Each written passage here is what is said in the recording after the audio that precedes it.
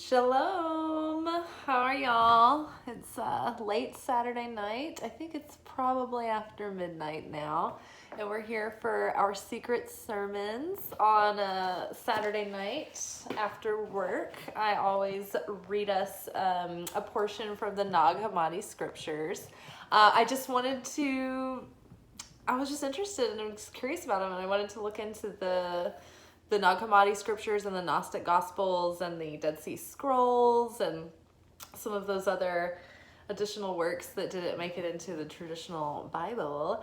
And I didn't know when I would have time to do that. So I started making it a weekly segment for us. And it's kind of great because it's like at the end of Shabbat, but in between Shabbat and the Sabbath. And also, the Hebrew sages believed that if you studied at midnight or later than that, midnight was the most positive hour of the day because it's the first hour of the day and it's got the most light and the most energy before it starts tapering off, right? Or being influenced by challenge and darkness. So it's a very positive time of day to study, and it's positive because whatever you're studying has the potential to reveal even more light for you. And like as far as understanding and revelation and epiphany, and then actually being able to integrate like what you're learning and embody it and actually use it to change you on a practical like day-to-day level. So that's very powerful. And midnight is just a powerful time of day because it's this liminal space between the end of one thing and the beginning of another. So the veil is said to be thin at this hour in many mystical beliefs. And there's another layer to it too. We are pushing ourselves outside of our comfort zone, and we are stretching ourselves into actual, discomfort because we're tired, right? We're pushing through that discomfort. So we're making a sacrifice in the spirit of Eucharist. We're breaking the flesh for a purpose greater than ourselves, hopefully with the desire to receive for the sake of sharing so that we can be a brighter influence in this world and not only improve our lives, but hopefully have a ripple effect into the rest of the world as well. So we have been on the Gospel of Philip for the last few weeks, and the Gospel of Philip is like these little segments, just some short portions.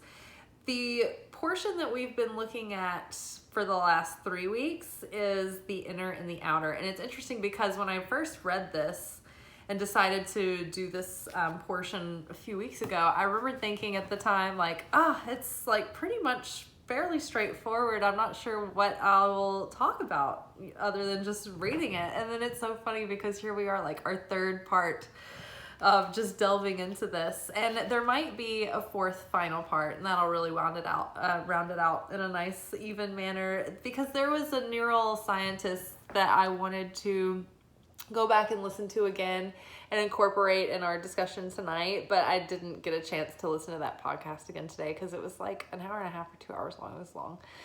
And I didn't get to do a long workout like I wanted and listen to it. So that'll be our grand finale. We'll bring the inner into the outer in our fourth and final phase of manifestation. Oh my God, it totally lines up with the phases of creation. Another story, another day, another video. That reminds me, I need to do like little like morsels of just like Kabbalah, like helpful Kabbalah tidbits, and like just, you know what I mean, like little manageable info about like the things that are useful, the tools and the technology behind it. But I don't know. I need to do like a whole bunch of extra videos in a clump and then maybe release them as a series or something. But I'm getting ahead of myself. I usually do well to just do the one per day for now. So we'll see about that coming up. But for now, we're going to talk more about the inner and the outer.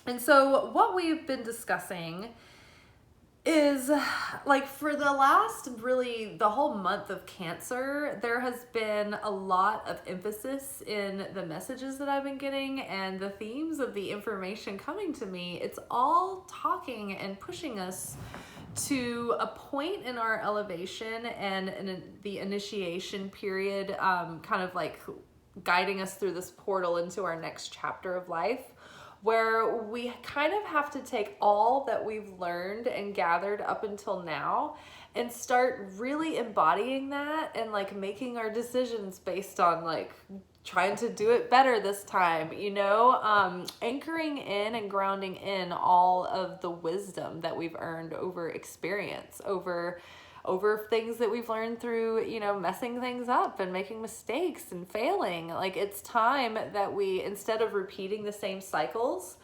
that we integrate and take our time and be the change we wish to see in the world.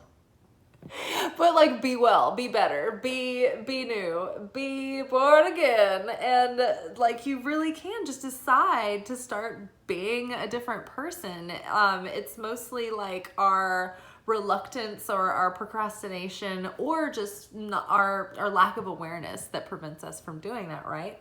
Because don't we all want to break our patterns and like get out of the nightmare locked groove record player skipping over and over again? Like, I know that all of us like get sick of our own tests that keep showing up again. You know, I know that we want to like flip a table sometimes with ourselves. So yeah, of course. So we're becoming more self-aware, and we are getting more comfortable with slowing down and maybe not answering someone immediately, like allowing more space, so that we can take our time and not be reactive, but practice restriction, meaning, you know, don't be erratic and just do the first thing that on impulse to make you feel like you're like resolving the situation or like avoiding the discomfort of it. Like, you know, a lot of us feel like we have to respond to things immediately, or if someone asks us to do something, it's like we almost feel like we have to say yes, or it's like rude if we don't, or like we're like almost wrong for not. And it's very important to learn how to be the kind of person who can be assertive and say no if you need to, or set a boundary. That's like part of self-respect and self-love and being able to trust yourself. And also it starts to wear down the relationships we have with others if we are not being authentic, meaning we're not really in alignment. Like, if we feel obligated or pressured to go along with something, but it's not, you know, it's not true for us, then it's going to cause us to feel like we've abandoned ourselves. We're going to feel angry, shameful, guilty, but it's going to make us feel like we can't trust people. And it's really because we don't realize that we've lost trust with ourselves because we didn't stand by our authenticity.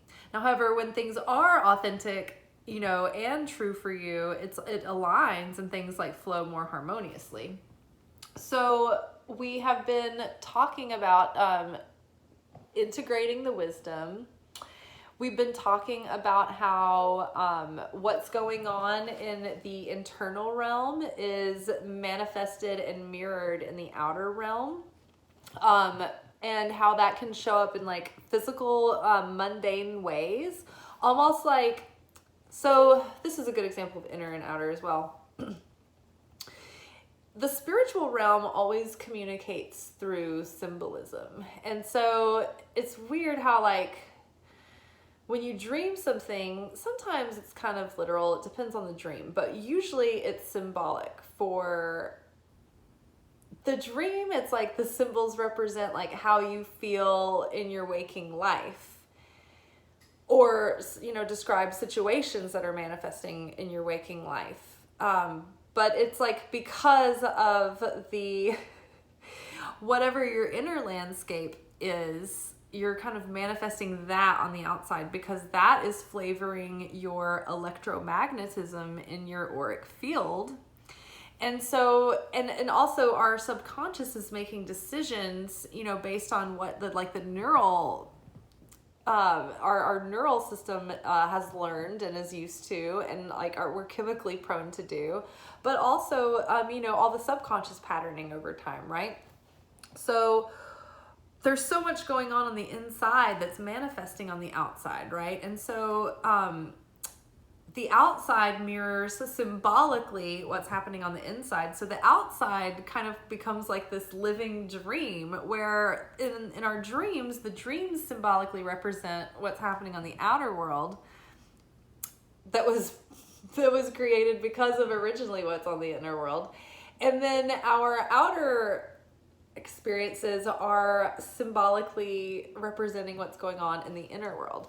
Like, for example, over the past few weeks, I've been having an issue with like excess moisture in the air of my house, and I've been like having to like fight like mold and like all this stuff, and I like finally like diagnosed it, like it's coming from the air conditioner, and I think it has to do with condensation and drainage, and it's this whole big long story that I've been talking about in all these videos. But I basically had to become like this Rambo like civil engineer and like figuring it out. And I put like the maintenance request in, but I don't know how long it's gonna take them to get around to it. So it's pretty much like around the clock. I'm like checking damp rids. I'm like going outside and making sure the pipe is like draining properly. I feel like my grandfather. But all that to say is that this weird conundrum with the mysterious moisture in the air is a symbolic representation of emotional things that have been lingering in below the surface, below my awareness for a long time, that have begun to stagnate and cause, you know, toxicity, right? And so I needed to dry it up, you know how they say. But like I just had an overabundance of emotion, and water is related to like the emotional realm, and it's often representative of that. So that like that's the connection that I made there. But you see what I'm saying, right? It's like I realized that what is going on the outside, it's trying to tell me something that's happening on the inside. And so we can take these cues and we can see like these signs that like spirit is communicating to us and our soul is communicating to us and mirroring for us to see it on the outside, trying to send us a signal, right? Like, hey, fix all this going on in here because you're creating like chaos out here and you don't even realize it.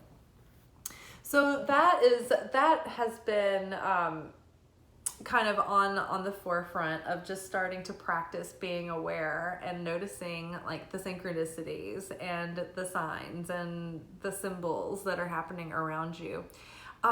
There was something else that reminded me of. It's only a tip of my brain.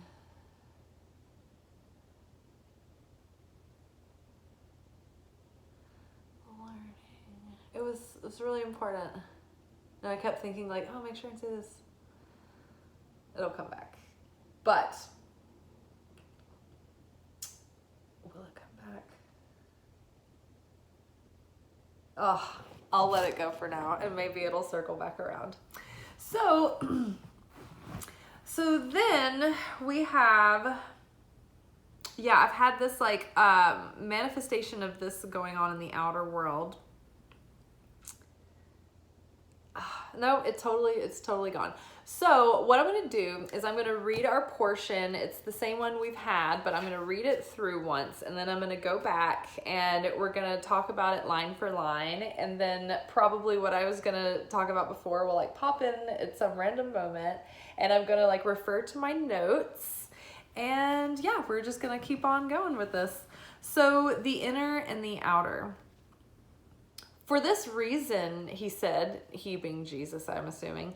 For this reason, he said, I have come to make the lower like the upper and the outer like the inner, and to unite them in that place. And we have also been talking about the divine marriage of the masculine and feminine energies, and being able to integrate those in a way where like you would receive divine guidance. Like I caught the clue about my air conditioning unit, And I actually followed through and like took action on it. So that would be an example of the marriage of the masculine and the feminine energy within the self working together, right? I got inner guidance and inspiration, intuitive hunch that I followed, and I think it's turning out to be correct, I believe. Okay, so where was I? And unite them in that place.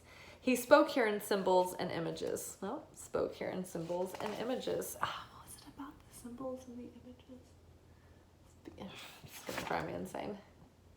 Those who say there is a heavenly person and one that is higher are wrong, for they call the visible heavenly person lower and the one to whom the hidden realm belongs higher. It would be better for them to speak of the inner, the outer, and the outermost. For the master called corruption the outermost darkness, and there is nothing outside of it.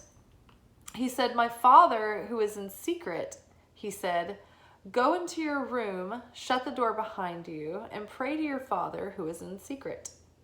That is the one who is innermost. What is innermost is the fullness, and there is nothing further within, and this is what they call the uppermost. Okay, so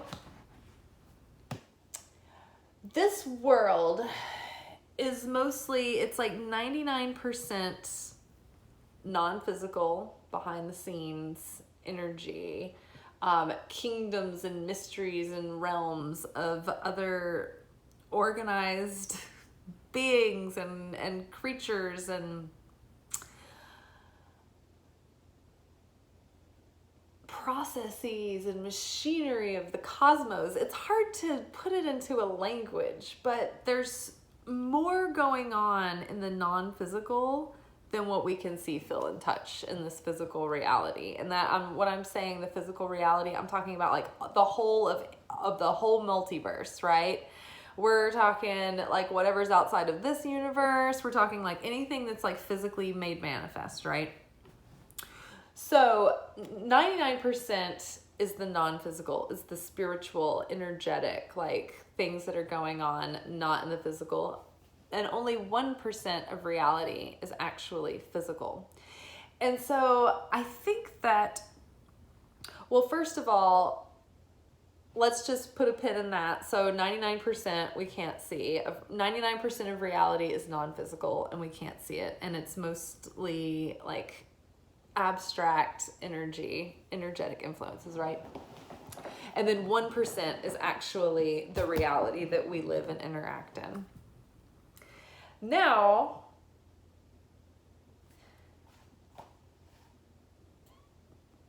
continuing on the theme of duality and reality, there's also two aspects of this physical reality and the non-physical reality. There's the light, which is the creator, the source of everything, all that is. And then there's the vessel, which is the container of the expression of the light. And the physical manifestation of that was the Big Bang, when the light came through into whatever space holds the multiverse, right? That was the vessel. That was the container. We are the vessel for the light as human beings with a soul and a spirit and a mind. A bank account is a vessel for the light that holds the energy of money.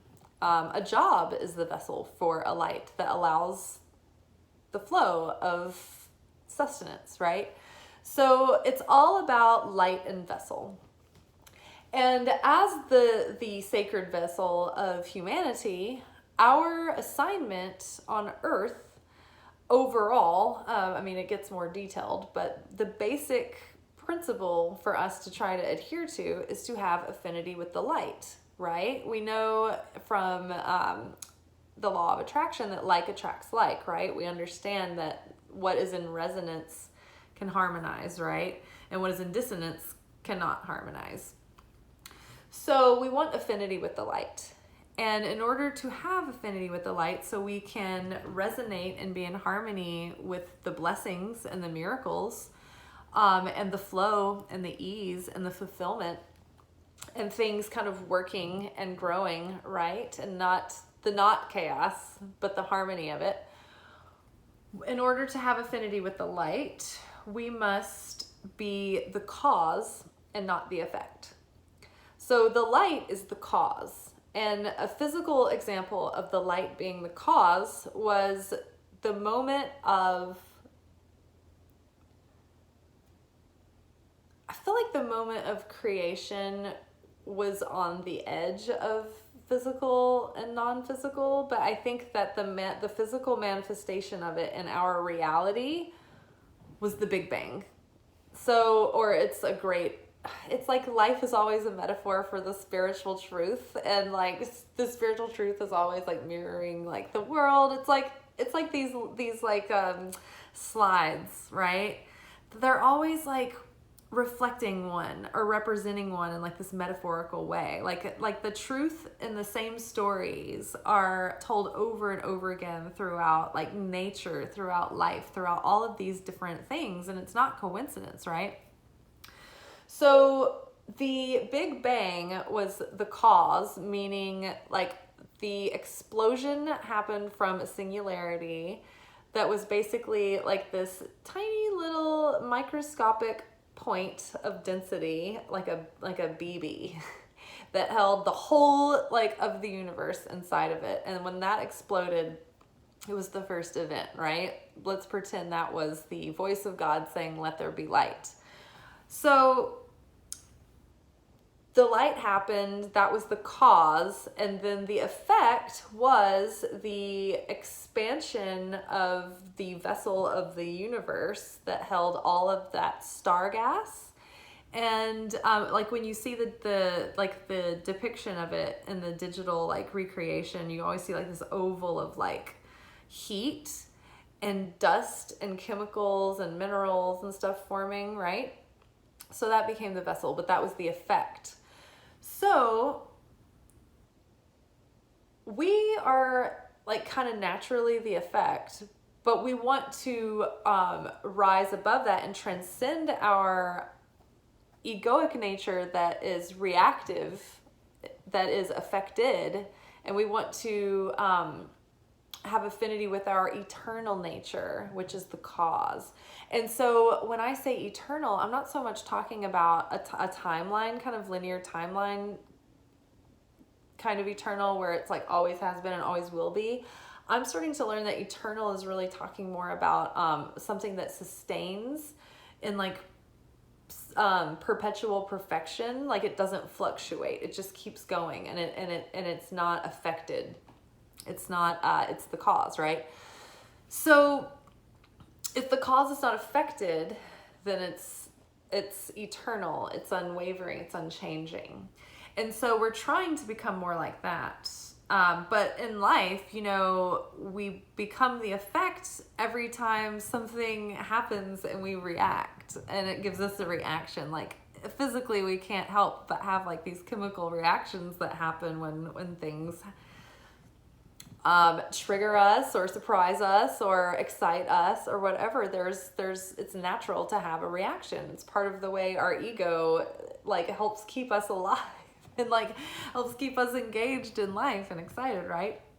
But we want to get to a point where we are not affected by the winds of change. Like we can observe it happening, and we can even feel, you know, what it makes us feel, but we can pause and slow down and be like, okay, I'm observing that I'm reacting this way. I'm observing that I'm feeling this way, but I will practice restriction, and I will observe this and feel it and try to understand what is being taught to me in this moment.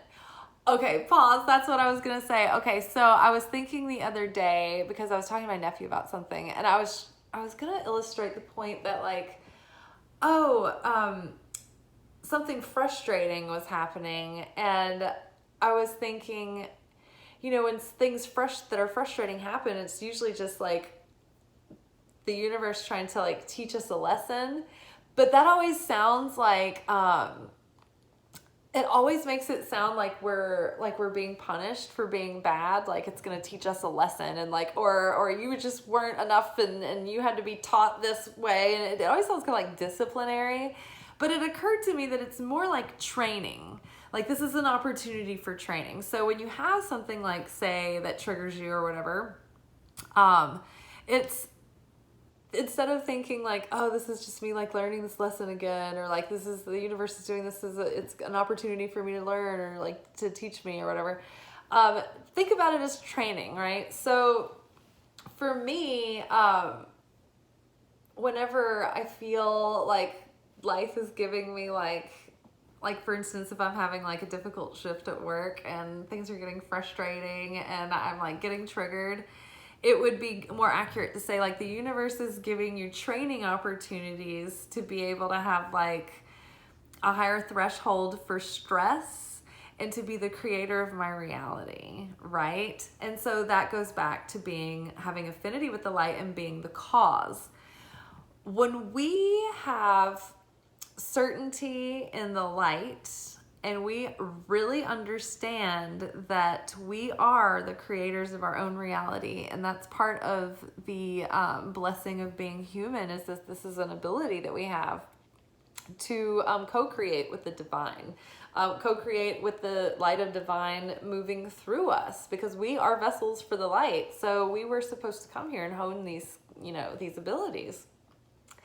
And so we want to be able to be not affected so easily.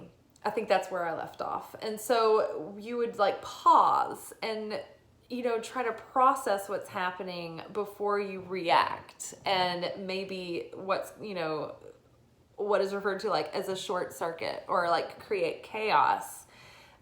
If you do something that is, kind of self-defeating, or it kind of like, you kind of bite yourself in the ass for it, it's like you were being the effect. So one of the disciplines of Kabbalah is to try to learn how to practice restriction so that we become more like the cause and not the effect, right? And so this also ties into, the mentality of being a victim versus being not a victim or of circumstance, but being like kind of owning and being proactive with your with the way that you approach things. It's not to say that no one has ever been victimized or anything, but it's a mindset that you have to recover from a situation where you might have been literally victimized, and you're saying you have to remind yourself that you are a survivor and that you're recovering or that you're healing from, right? But more we're talking about the general mindset where people are kind of like under the kind of the habit of thinking that like everyone's out to get them, or it's all it's all stacked, the cards are stacked against them and stuff like that. So we are learning to be the cause. Let me refer to my notes. The 99% versus the outer. Okay, the outer is the effect of the cause. So the outer world, the physical world, is the effect of the cause, the original cause, the light. But in our lives, as we mirror we're a microcosm of the macrocosm. So the universe is this beautiful machinery, but like we are microcosms of that beautiful machinery. So as the universe manifests, so do we. So the outer expression of the universe is an effect of the cause, meaning like the light, the Big Bang happened, let there be light, the Big Bang, the cause, and the effect was the outer world. I had emotional turmoil inside. The cause was on the inner, and the effect was manifesting in, probably decisions and patterns and things like that have been having cause and effect, domino effect throughout my life. But it got to a point where the universe was like trying to turn up the volume and be like, hey, there's this like emotional overflow here, or this stuff that's been sitting for a long time that you haven't noticed. And so since you're not, it's out of your awareness, it's in your subconscious, but it's still affecting your life in the way that you make decisions, and in the way that you're attracting, like electromagnetically, what you are, the vibration that you're putting out there. Like the universe was like, okay, your outer, like your mundane outer is going to have to start reflecting your inner and get your attention. So the outer is the effect of the cause. The light is the cause. We want affinity with the light. Therefore, we must rise above the consciousness of the effect and be the consciousness of the cause. So our work is to rise above the consciousness of the effect and be the consciousness of the cause.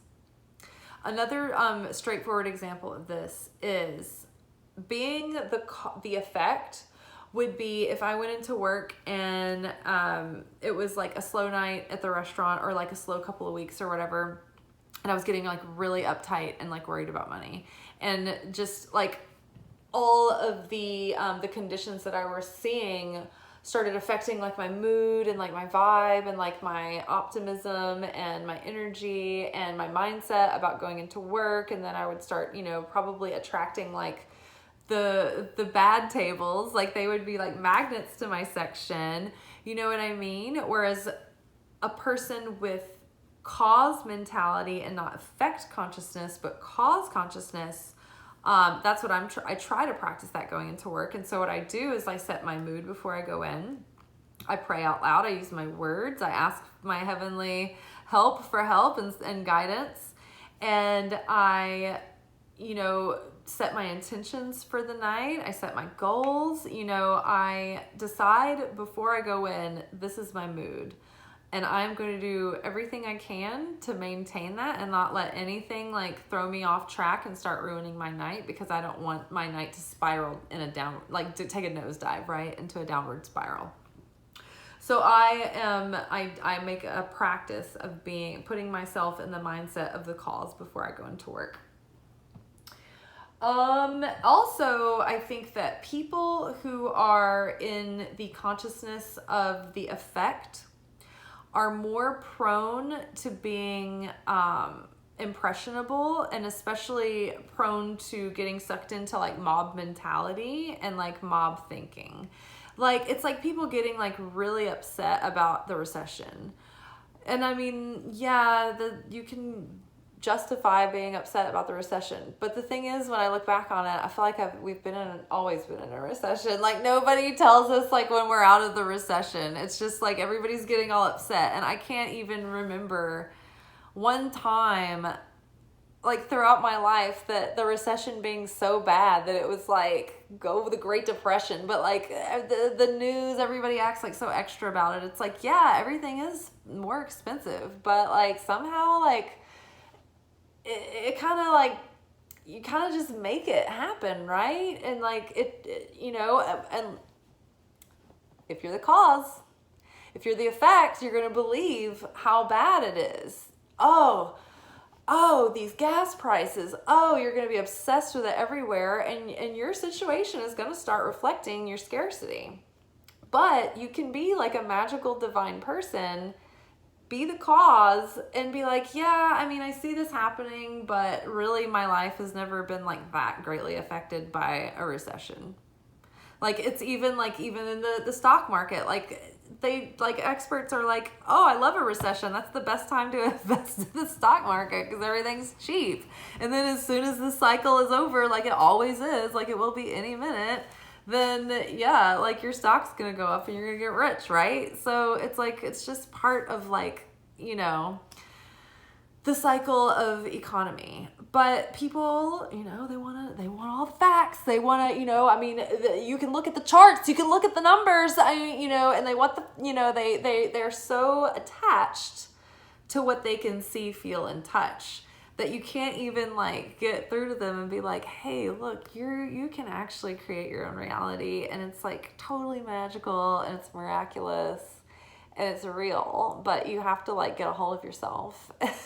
Calm down and stop being so affected and get like set your own vibrational thermostat to what you want it to be, and then start seeing things manifest faster and faster and faster.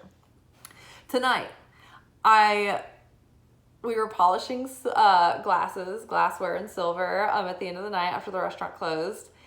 And we did not have cornbread on the menu tonight.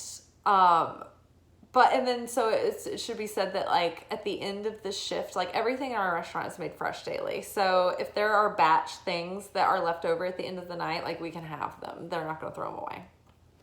Or they will throw them away so we can have them before they get thrown out or whatever. They're not like stingy, like, no, you can't.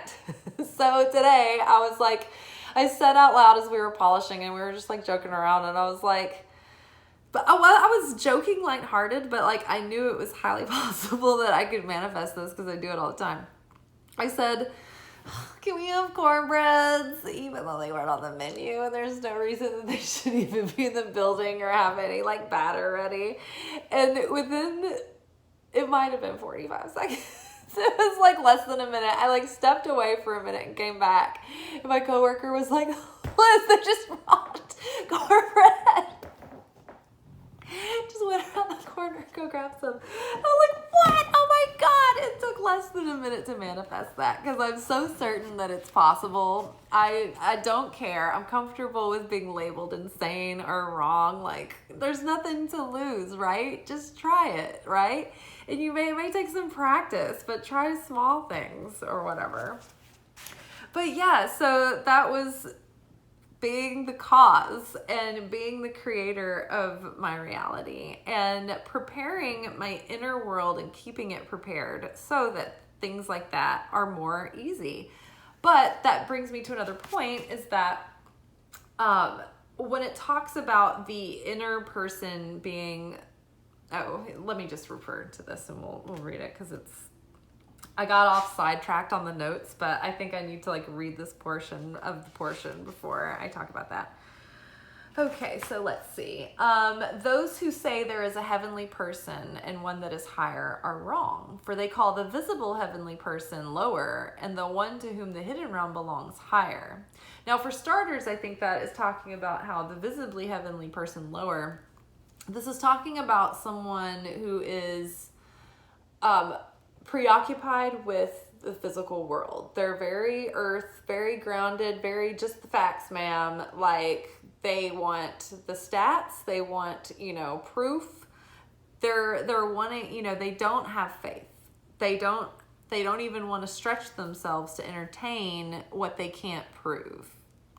These very material world, 3D world people are very limited because they're not using their superpowers. It's like, hey, y'all, we have superpowers. And they're like, nope, that's just silly, right? But there are also the kinds of people who, when it says the heavenly person, the visible heavenly person, it might be someone who like goes through the motions of like doing all the things they're supposed to do, but their heart's not in it, right? Or they don't understand the reasoning behind it. They're just like, well, this is what we're supposed to do, and this is how it's always been, taught to me, and they don't understand the benefit behind the behavior or the meaning. They just kind of do it and it's empty, or they even, maybe it's like they're not even sincere about it, but they're just doing it because they're supposed to and they don't want to get in trouble. Like, that person is like, it's like a lower consciousness, and it doesn't create as much juice in the heavenly spiritual world either. Like, when we make sacrifices on this world, when we change like for real and we put ourselves out there and we share and we do something that's difficult and we help others and we make a difference, like, and we heal something or like let go of a resentment, it actually makes a difference in the upper realms, in the inner realms. We have an effect on the inner realm as well as the inner realm having an effect on us. So it's so interesting how they're so like we affect, right? And physicists understand this for a long time. They understand that when you observe atoms or particles, like it affects, like what you are observing about matter changes it. Like it reacts just having someone observe it, not even putting any intention on the particles, right? If you don't know what I'm talking about, there's like this experiment called the particle slit experiment, and they were trying to determine whether atoms were waves or particles. And the way that they set up the experiment, they were sure that they would be able to, like, I guess, like, it's so hard to explain it. Okay, so they were gonna like throw particles through this like these like slits in a steel or like a lead wall, and they were trying to see whether, like, by how they went through the slits, like what shape they were. Just bear with me. And so what they determined was, if the experiment was going on and no one was watching, not even like a device or like a measuring device or anything, the particles or like the atoms or energy would behave in one way, like they were atoms or particles. But if somebody was observing the experiment and watching as the energy was being thrust against the wall, or even if it was just like a measuring instrument, they were coming through as waves. So they could manifest as both waves or particles, but they changed depending on whether or not they were being watched. And this is just like pure energy. This isn't even like a person that we're talking about. This is just like waves and particles of energy, of pure energy. And that is changeable according to our observation of it, right? So things are not as, like, this real world is not really very true at all, because it's so in flux all the time. Like, our cells are constantly dying off. We're barely more than a hologram, like coming through with like bad reception, you know? So we're changing all the time. We're mutable. And so that's what it's talking about here with like the outermost being the most corrupt. It's because it's changeable. It's not really true. It's not enduring. It's not eternal. It's not the cause. It's the effect. It's affected. So the eternal, unchanging is the only true, pure anything. Because it goes on in eternity, and it's limitless, and it's an infinite. And then as soon as something comes into the physical, all that infinite potential is gone, and it has become limited, right? That's why I think that to try to picture God and to think that we know what God is, or project some kind of personality on God, is to limit the infiniteness of God and put an engraven image, and to worship an engraven image. Because it's not even, if you have this cartoon like idea that you're so sure about like God and stuff, it's like you're worshiping an idol that you made up. Like, there's no way we can possibly begin to process the abstract enormity and radiance and splendor that is like the source of everything. It's insanity to even think that we can come close, right? So yeah. But back to the lower person. Okay, so the obvious heavenly person being the lower, because their motive isn't sincere. Maybe they're just kind of doing the outer works, hoping that that'll like get them into heaven on brownie points or whatever.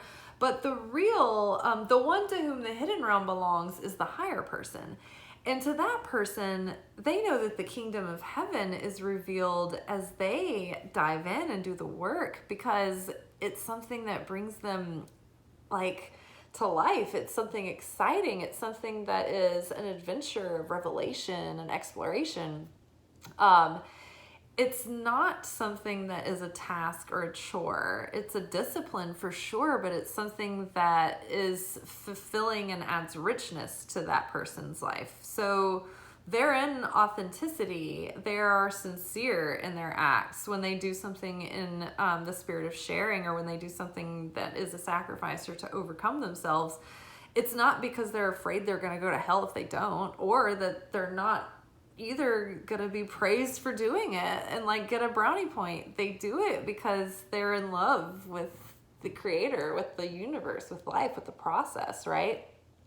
They are living in love, right? So that is the ultimate, and that kind of alignment and authenticity can actually change the upper worlds. Now, what can change the upper worlds more than an elevated person expanding is when a person who is not elevated is suddenly awakened and they do something outside of their comfort zone. The harder it is for you, the more challenging it is, the more light you reveal in the upper realms, because it was a bigger sacrifice. It was a bigger challenge. You had to work harder to build the vessel, right? We're always trying to build the vessel to contain the light. And we have to build the vessel by earning it so that we can build the strength and the faith and the capacity and the consciousness to sustain the life that we are trying to work into and elevate to, right? It's like when people win the lottery, but they don't earn the money. So they end up like blowing it because they didn't learn how to manage it, or they didn't feel like they deserved it, or they weren't prepared on the inside to receive it. So it caused chaos, and maybe like they went on a bender and they got addicted to cocaine, and like they cheated on their wife with strippers. And, you know, it's like the classic trope, right? But yeah, because they didn't build the vessel. So we're light and vessel. We're building affinity with the light. We're building the vessel. We are making changes within, and they're having effects without, and vice versa. Let's see. We were talking about the people. The lower person is the cause consciousness and looks to reason and rationale, is susceptible to groupthink and mob mentality, and is easily affected. Okay, we did talk about that. The inner person has certainty because they know that it doesn't matter what the outer circumstances are, that doesn't have to affect them at all. They can be in a bubble of their own reality, and all of the chaos that everybody else is going through doesn't really have to touch them. The inner person has certainty because they understand that spirituality almost has like a scientific, like magic. Magic is like the science of spirituality. Basically, there's a process, right? And it's predictable. And when you're certain about that, and when you understand that like God's intention was, and Jesus talked about it, he's like, you will do these things and greater. Like, we were like, Jesus, it's so awesome what you did. He's like, it's nothing, you'll outdo me. You know, like people in the future, you should see what they're gonna do. So yeah, we were always intended to be able to step into being co-creators with divine. We're channels for the light. So we want to be able to express what the light, you know, wants to do through us, wants to create through us. Let's see. The inner person has certainty. The inner person also understands that if they don't like what they're seeing in their outer world, all they have to do is turn inward and make, you know, some tweaks and pay attention to what their mindset is. Now, another thing that I was thinking is, you know, it's like our thought, it all starts with our thoughts, and then our thoughts create feelings, right? And then our feelings create emotion, and then, you know, we start to feel like we're almost making our decisions based on this emotion. And so we want to really balance that out and have discernment there.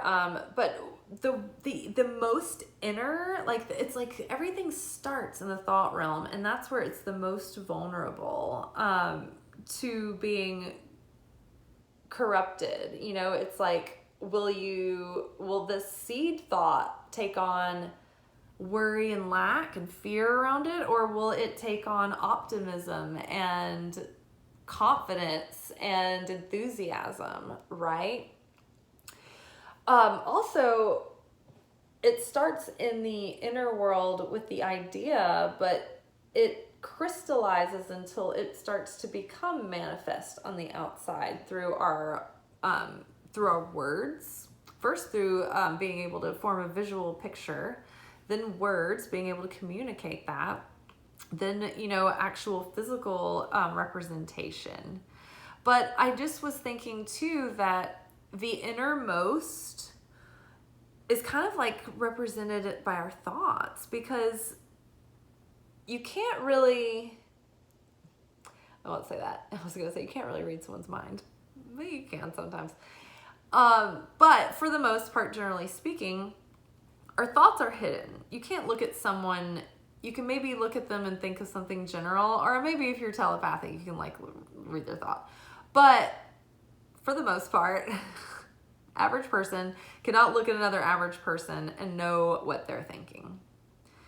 But you can look at a person and get a good idea of how they're feeling. Feelings are a little bit more on the outside, right? It's like, it's so interesting.